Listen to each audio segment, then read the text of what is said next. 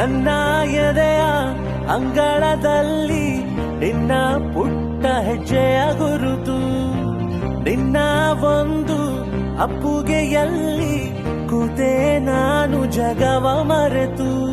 ನಿನ್ನ ಮುಗ್ಧ ನಗುವೆ ನಮಗೆ ಮುತ್ತು ರತ್ನ ತೋರಣ, ನಿನ್ನ ಸ್ಪರ್ಶ ಇಂತ ಹರುಷ ಇರಲಿ ನಮಗೆ ಅನುಕ್ಷಣ.